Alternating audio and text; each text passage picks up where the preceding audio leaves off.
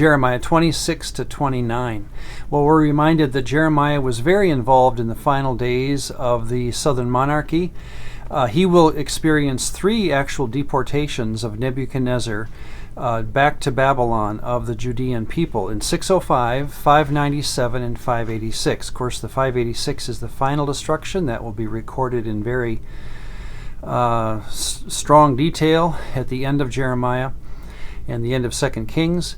Actually, we have a story that took place in 597 in our reading today, Jeremiah 29:1. These are the words of the letter that Jeremiah sent from Jerusalem to the remainder of the elders who were carried away captive, and that would be during the 597 deportation.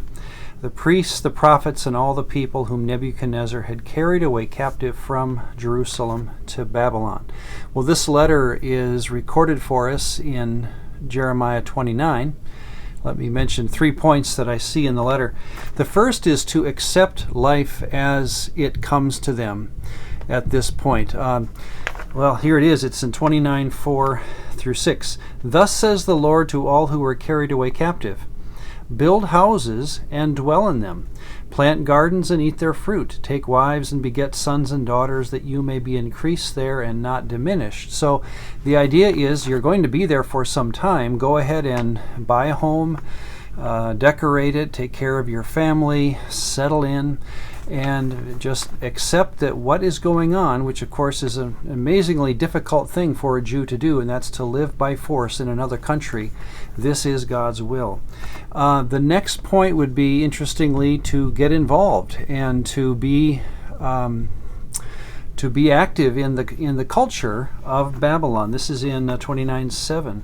Seek the peace of the city where, and you'd expect as a Jewish mind to hear the word Jerusalem, but you hear this: seek the peace of the city where I have caused you to be carried away captive, and pray to the Lord for it in its peace, that you will have peace. So, interesting idea that they were not only to just accept it, and this is more of a passive idea, now to actively get involved, be creative, find a career, get involved in your community life. In fact, this is part of modern Judaism's tradition, and they get it from this idea here that when they go into another city and live in a foreign land, and Jews have often done this as patriots or expatriates in many different countries of the world, they have taught their children to pray for the peace of the city that they are in.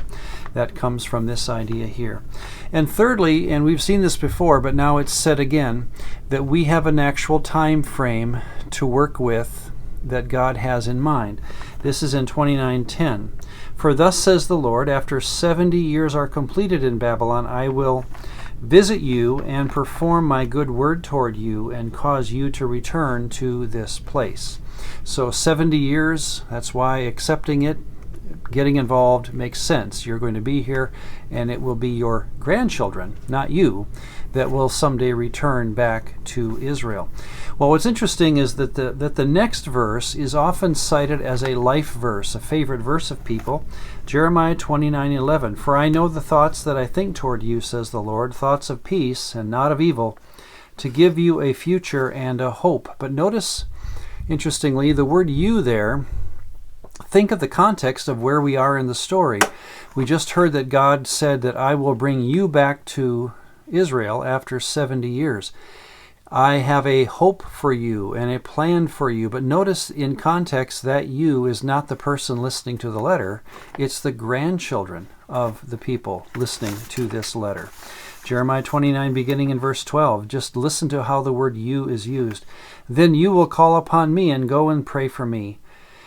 And I will listen to you, and you will seek me and find me when you search me with all your heart. I will be found by you, says the Lord, and will bring you back from captivity. I will gather you from all the nations and from all the places where I have driven you, says the Lord, and I will bring you to the place from which I caused you to be carried away captive.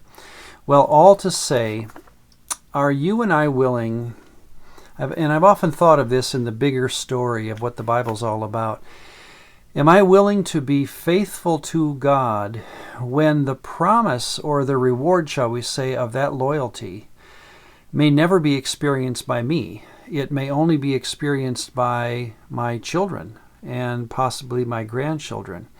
That is the promise here in the story of Jeremiah, and it's a good reminder for those who are willing and wanting to be loyal to Yahweh even today, that the promise of loyalty or the reward that comes from that loyalty may not be felt by the generation that has the loyalty, but by those that follow.